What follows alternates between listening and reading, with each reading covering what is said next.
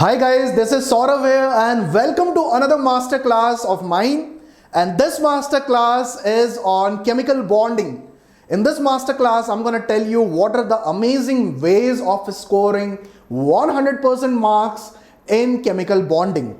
Chemical bonding, why we have chosen chemical bonding is because it is one of the most critical concepts of or most critical topic of 11th standard जो कि 12th standard तक चलता रहता है. If you do good in chemical bonding you would be doing good in the following chapters. I'm telling you, periodic properties you'd be doing good at inorganic chemistry, you'd be doing good at general organic chemistry, you'd be doing good at the whole of organic chemistry. So if you want to do as good as possible in all of these topics, chemical bonding is the foundation. Chemical bonding becomes the base on which you are building up a structure. तो भाई अगर foundation आपने अच्छे से बनाया, you're building the structure that you're building will be super stable. And Charishma, that's hello guys, and I'm very happy to see you here. A lot of people, and there are a lot of tricks for this chapter, but I personally feel that JEE and NEET requires a lot of conceptual clarity. So it is important that tricks जो हैं वो आप आराम से धीरे करके सीख लो, but concepts is something जो कि आपको सीखना आना चाहिए. Like when you go to a driving school, you just try to learn how to ride properly, efficiently, without making any accidents. But when you try to learn wheelies, when you try to learn doing all the tricks with your bike, यार ये तो आप खुद से improvise कर सकते हो. So the thing is, my objective in today's masterclass would be to help you guys understand and help you swim through the most critical concepts. Okay, so let's go through what are the three most critical areas in chemical bonding. Of all questions that you take in any examination, about like 5 questions, 6 questions will be directly based on chemical bonding. अगर chemical bonding आपने अच्छे से किया तो आप बाकी सारे questions के difficulty level को उससे manage, and chemical bonding बहुत conceptual है. So these are the critical areas or the key areas on which you should focus. That is the first one is valence shell electron pair repulsion theory, VSEPR theory. इसको हम valence shell electron pair repulsion theory भी बोलते हैं. The another one is hybridization, जो सबको मालूम है कि hybridization होता क्या है. And the third one is molecular orbital theory. Why I have not included the other parts? क्योंकि ये जो 5 क्वेश्चन आएंगे या 4 क्वेश्चन आएंगे ये मैक्सिमम इन्हीं टॉपिक से आते हैं. एंड इन टॉपिक्स को अगर आपने अच्छे से कर लिया भाई, केमिकल बॉन्डिंग आपका सेट है. ठीक है, so let's start today session with the first question. The first question for today session is this guys. In ClF3 molecule the structure and hybridization is, हम इसको how do we go around this question? Okay, how do we go around this question? Let's start with what the molecule is. ClF3. If we are asked to identify what is the geometry and hybridization, what we need to do is first take the central atom. The central atom is the one which would have the maximum amount of positive charge. Now between chlorine and fluorine, which is more electronegative, the one which is which is present higher in the periodic table, fluorine is more electronegative than chlorine. So if fluorine is more electronegative than chlorine will have the maximum amount of positive charge. What is the number of valence electrons? What is the number of valence electrons in chlorine? 7, isn't it? Because it has a 3s2 3p5 configuration. Okay, now 7 plus how many electrons would fluorine provide to chlorine? How many electrons fluorine would provide to chlorine? Now ClF 3 bonds बनाएगा ये, and all of these bonds will be single bonds. halogens will always form single bonds. So every single bond accounts for one electron. Every single bond accounts for one electron. So that means it receives 3 electrons. So total number of electrons turns out to be 10. Total number of electrons turns out to be 10. Now all these 10 electrons are to be put in certain number of pairs. कितने pairs बना सकते हैं हम इसके? 5 electron pairs. 5 electron pairs. If we make 5 electron pairs, then the geometry would be trigonal bipyramidal.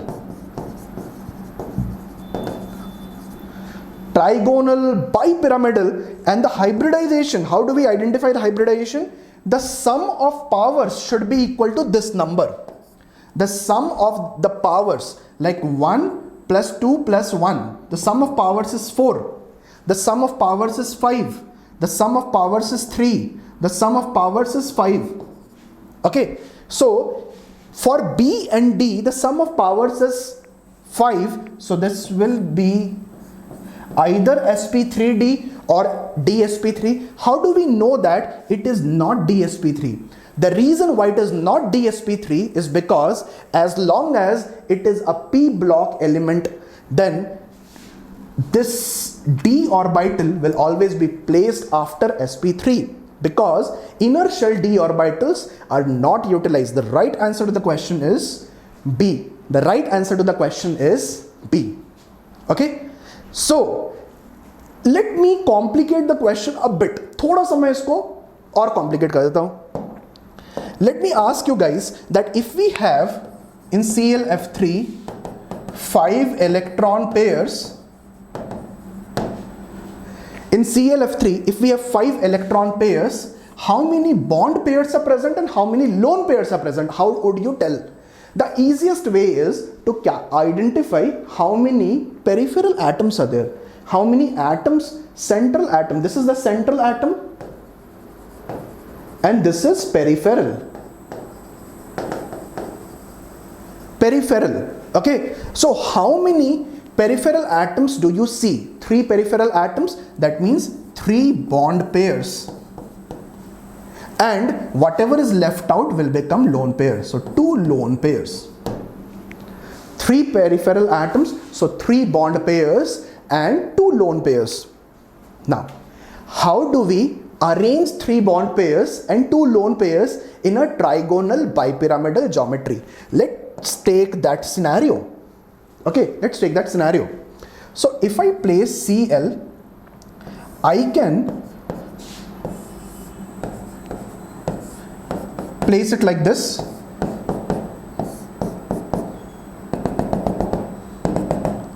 This is trigonal bipyramidal. This is one case.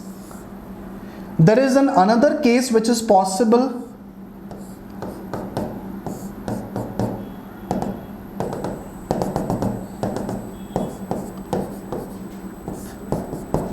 And there is one another case possible.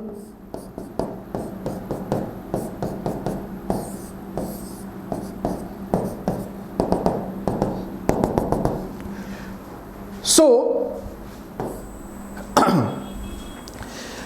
Shiv, it is important that you know this concept because you will be asked a similar question in the next slide where you would have to do this very quickly. Now, so out of these 3 possible structures, the most appropriate structure is this one. Okay, out of this possible structure, the most appropriate structure is this one. The reason is, and these are incorrect structures, the reason is, always remember, the most electronegative element will always be placed on axial position. This position is known as axial. The most electronegative element will be placed on the axial position. Lone pairs will be placed on the equatorial position. Okay, most electronegative axial, lone pairs equatorial. Most electronegative equatorial, incorrect. Lone pair axial, incorrect. Okay, so with this logic, let's move on to the next question. The next question is this. In CH2Cl2, the bond angles can be represented as alpha, beta and gamma. If people are not able to see it properly, I'm gonna draw this again. So there is C, H, H, Cl, Cl. This angle is alpha, this angle is beta and this angle is gamma. Okay, question is, what is the relation between these three angles? Now every coaching institute teaches that the center atom, what is the hybridization of the central atom? Can you please tell me, guys? What is the hybridization of the central atom? The hybridization of the central atom is sp3. The hybridization of central atom is sp3. So everybody knows that the angle should be 109 degrees 28 minutes. 109 degrees 28 minutes. But remember, whenever the electronegativity changes, if you can see that hydrogen and chlorine are there, so if the electronegativity changes, the angle will also change. The average will remain the same, the angle will also change. Individual angles will change. Always remember that not because of repulsions, what you have to remember that if electronegativity increases, bond angle will decrease. Electronegativity increases, bond angle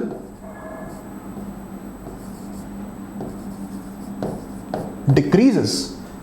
Electronegativity increases, bond angle decreases. So which one will have the smallest bond angle? So this is a very quick trick to identify the angle. If the central atom is the same, you have to compare it on the basis of the angles. So which has higher electronegativity? Chlorine and chlorine. So iska angle jo rahega, that will be smallest and this angle will be the largest. Okay, so alpha will be the largest and gamma will be the smallest. The right answer should be D. The right answer should be D. Okay, the right answer should be D.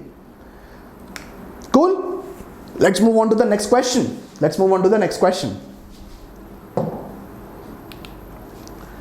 Which of the following set of molecules have the same shape but different hybridization? Same shape but different hybridization. So let's try to write it for everything. H2O, it is sp3 hybridized, and it is V-shaped. How do we know that it is V-shaped? Because oxygen has two lone pairs. The lone pairs, when you identify the shape, you ignore the lone pairs and look at what is the shape. It looks like V-shaped, inverted V, जैसा दिख रहा है, it looks like V-shaped. SnCl2. How many valence electrons are there in the valence shell for tin? 4 plus 2, that makes it 6. That is equal to 3 electron pairs. 3 electron pairs. So 3 electron pairs will be divided into two bond pairs and one lone pair, and the shape will be like this: Sn, one lone pair, Cl, Cl. Can you tell me what is the hybridization? sp2, but the shape will be V-shaped. Ignore the lone pair, just look at the shape, it will be V-shaped. So this is which of the following set has the same shape but different hybridization? Same shape but different hybrid. So 1 is obviously a right answer. 1 is obviously a right answer. So all the options in which 1 is not present, I will immediately strike them off. Okay, I will immediately strike them off. Okay? Let's look at BeCl2. This BeCl2 and I3 minus should be present over here. BeCl2 hybridization is sp. BeCl2 hybridization is sp. I3 minus hybridization is how do we know this? Iodine I3 minus is considered to be made by combination of I plus I plus I minus. That means one iodine is surrounded by a iodine atom and a iodide ion. So 7 electrons in its valence shell, receives 1 electron from iodine, but from iodide, because of the negative charge, receives 2 electrons. So that makes it 10 electrons or 5 electron pairs. 5 electron pairs, hybridization will be sp3d. But how many bond pairs? 2 bond pairs. There will be 2 bond pairs and 3 lone pairs. So iodine, iodine, iodine, and lone pairs will be present on the equatorial position. That makes it linear. This is also linear. So 1 and 4 are obviously right. Let's evaluate the third one. XeO4 and SF4. XeO4 and SF4.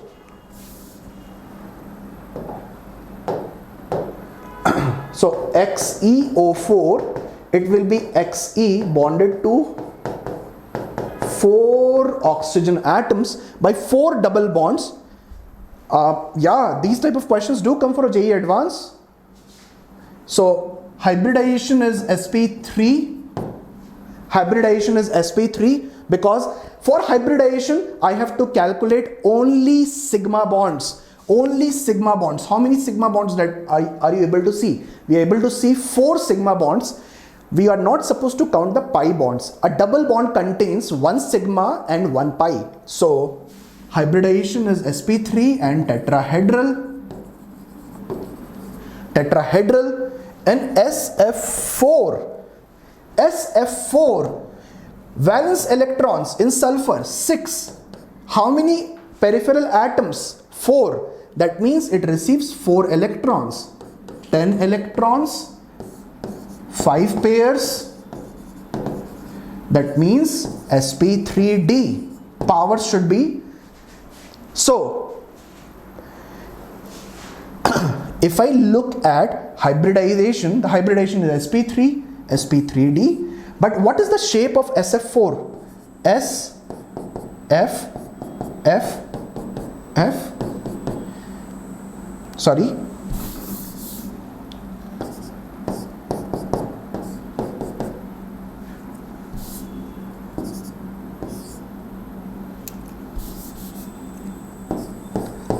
F, there's a lone pair. It should be like this. Okay, it is SF4, not SF6. It is sp3d hybridized. But do you think that this is tetrahedral? Do you think, but same shape, do you think that this is tetrahedral? Is this tetrahedral? No. Okay, it is not tetrahedral, so the right answer should be B. 1 and 4. 1 and 4. It is not a square planar. It is not a square planar. It is B. Okay. It is not tetrahedral. It has got a different shape, but not tetrahedral. So the right answer should be B. Okay. So how did we eliminate? We eliminated some choices because 1 was not present. Okay. SF4, you cannot tell the name of that particular shape. A lot of things have certain shapes whose name we cannot say. It will be distorted trigonal bipyramidal. Okay, it will be distorted trigonal bipyramidal, or at the most you can say that it will seesaw, but it is distorted trigonal bipyramidal. Okay, let's go on to the next question. So I was wanting to tell you a little bit about molecular orbital theory. Okay, what is molecular orbital theory? It's not trigonal bipyramidal. The geometry is trigonal bipyramidal, but the shape is not trigonal bipyramidal. Okay, I wanted to tell you a little bit about molecular orbital theory. In molecular orbital theory, we assume that all the orbitals are coming together and turning into a cumulated thing. For example, all these waves are overlapping with each other. For example, you throw a stone at the middle of a pond. There is a pond and you are present over here and you throw a stone at this point. You will see waves originating and reaching the banks. Okay. And if you throw another stone, waves will also go like this. Like at a beach, you will see that smaller waves combine to become large waves. Small waves combine to become large waves. Okay, that is something known as constructive interference. Okay, but if the two waves go in opposite directions, do you think that they will become a larger wave or they will cancel out each other? They will become a larger wave or they will cancel out each other when they go in opposite directions. When two things of equal nature go in opposite direction, will they cancel out or will they join together? They will try to cancel out. Okay, so if two waves are going in opposite directions, they will cancel out each other. Okay, so it is pretty evident that which is favored. Let's say you are entering into a partnership with some other person, you will always prefer that the partnership grows, but you will never favor that the partnership is destroyed. Okay. Okay, so constructive is favored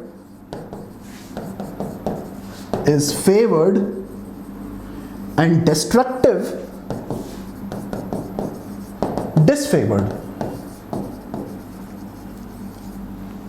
Okay, constructive is favored and destructive is disfavored. What does this tell us about atoms? When atoms are forming molecules, a lot of orbitals will overlap, and some overlaps are known as constructive overlaps and some overlaps are known as destructive overlaps. And when these combine, that will create something known as molecular orbital. Let's look at an example.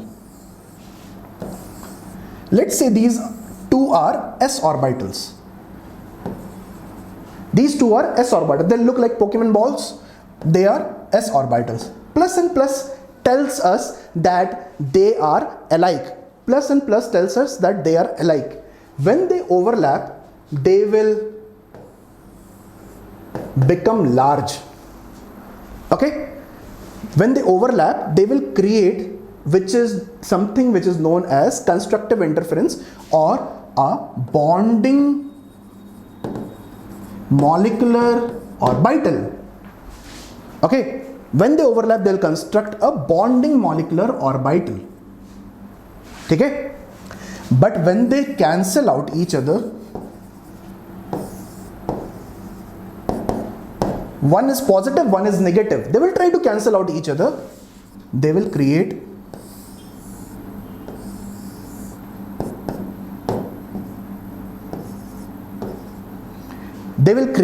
a region of no electron density known as node, and this will become anti-bonding. So what is the probability? What is the probability of overlapping constructively, and what is the probability of overlapping destructively? What is the probability that they will have, two s orbitals will have? The probability will be 50%. So it means at any given point of time, two s orbitals will overlap to form bonding and anti-bonding. Now two s orbitals will overlap head on or laterally. They will overlap in a head-on fashion, or will they overlap laterally? Like they are approaching, like two cars colliding with each other head-on, or two cars grazing each other. So they will collide with each other head-on or laterally. बताइए क्या होगा? They will always try to collide with each other. They will always try to overlap with each other in a head-on fashion. They will always try to overlap with each other in head-on fashion. So they will create something known as sigma bonding molecular orbital and sigma star.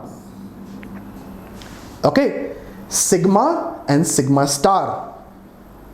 Okay, sigma and sigma star. So this is the small basics of molecular orbital theory. Okay, let's move on to problems. So question is this: which of the following overlap would result in the formation of bonding molecular orbital?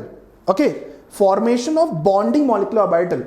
Like I have shaded this part just to show that whether similar things are approaching each other or not.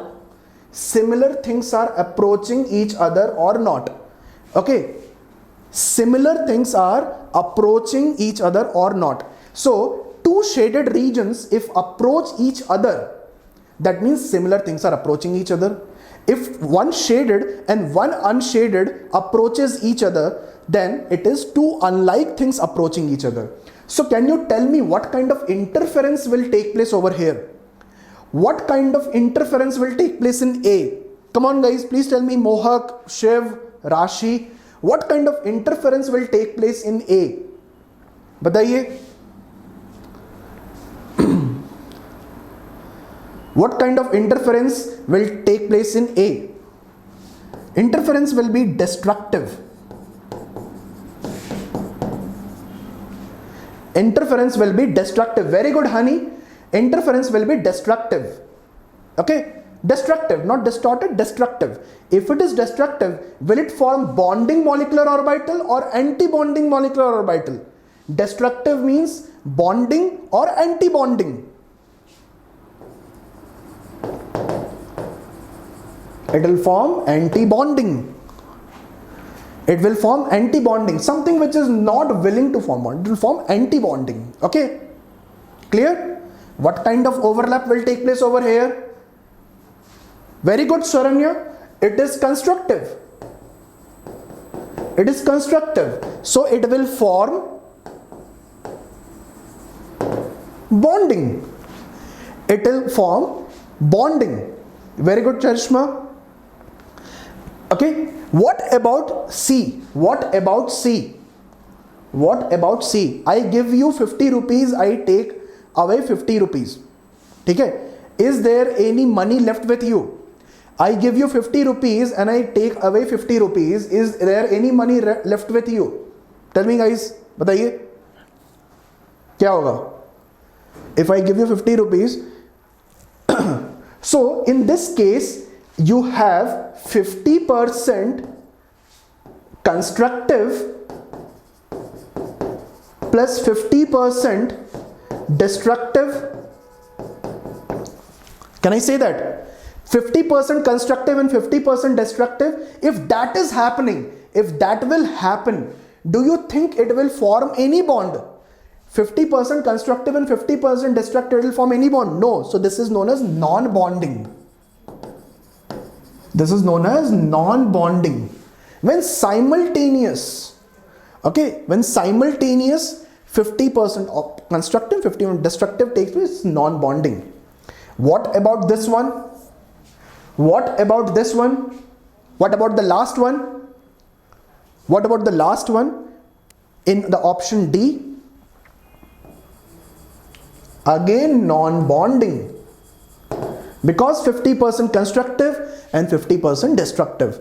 So the right answer to the question is, which of the following would result in the formation of bonding molecular orbital? The right answer is B. The right answer is B. Do you understand this part? This question, in a similar format, came in JEE Advanced 2014 or 2013. I'm not very sure of the year, but this was the way the question was asked. Okay, So I hope you would not have any problem in understanding that where there is anti-bonding, where there is bonding. Okay? Chalo. Very good. Let's move ahead. What is the correlation between the stability of the following species? What is the correlation between the stability of the following species? How do we identify the stability? The stability is identified using a very simple concept, a very simple concept, which is known as bond order. Bond order. Okay? Bond order. How do we calculate bond order? Now let's say the bond order calculation requires a longer duration, but there is a small trick to it. There's a small trick to it. Remember, if total electrons is 14, bond order is 3. If total electron is 14, bond order is 3. If total electrons is less than 14,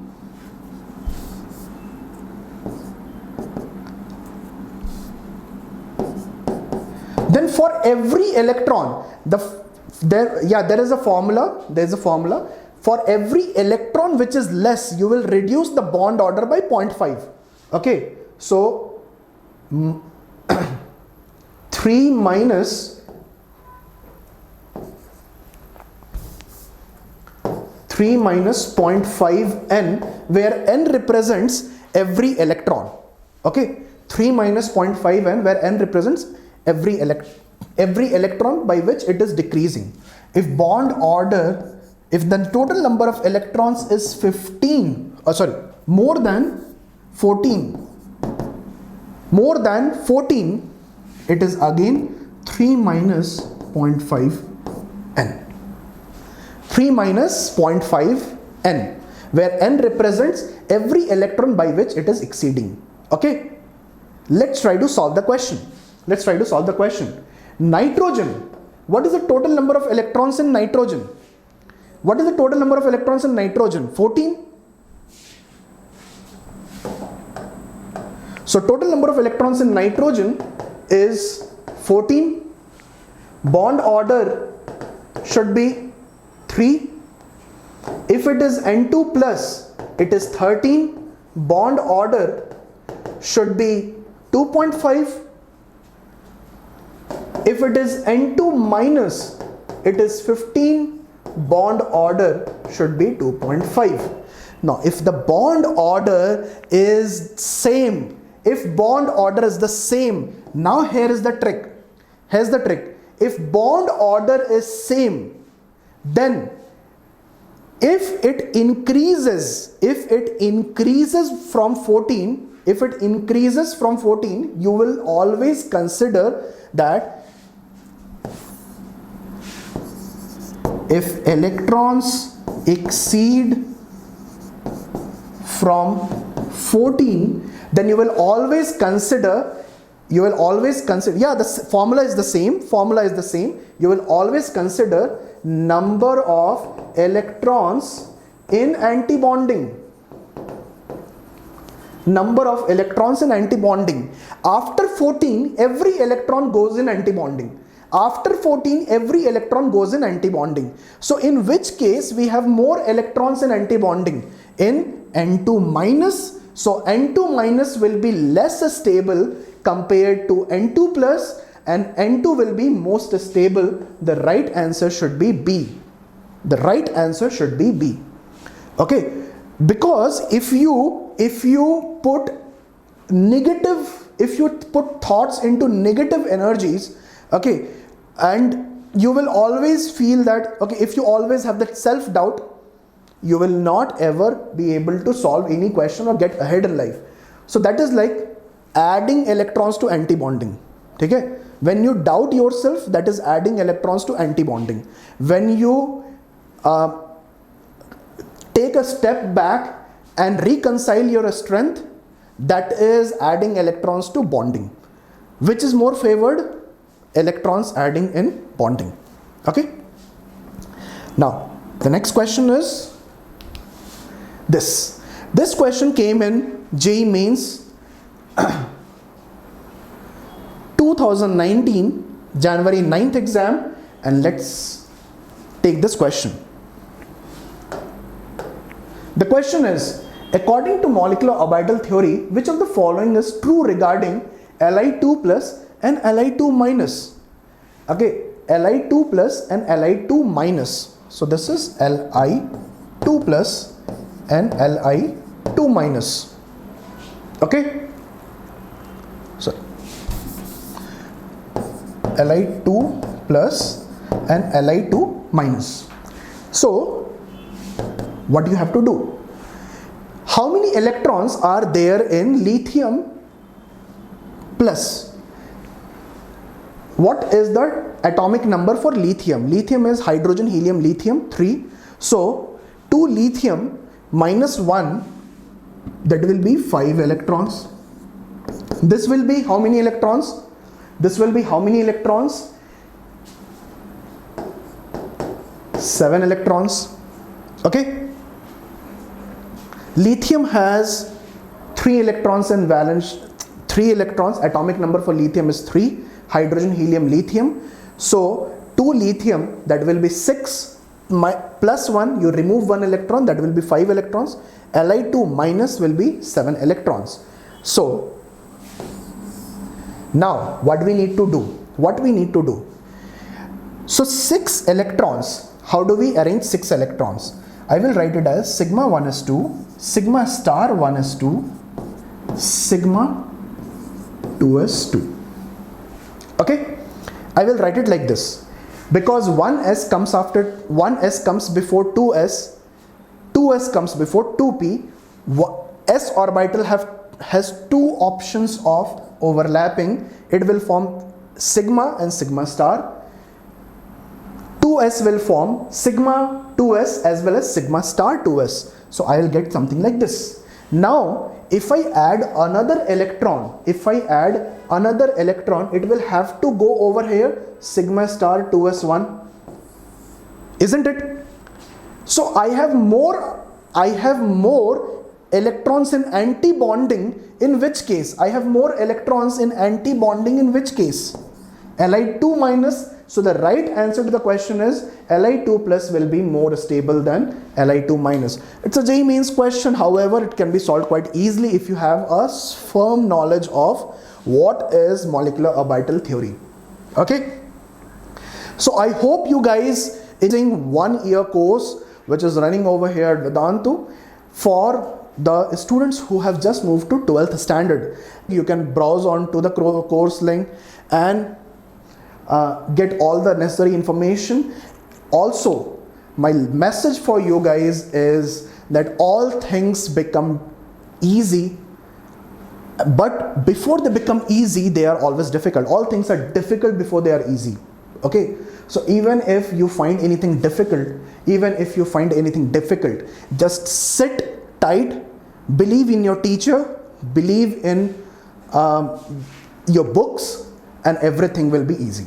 Okay, so with this I take leave, and we'll see each other in another master class which will be held very soon. Chalo, good night guys, all the best, bye bye.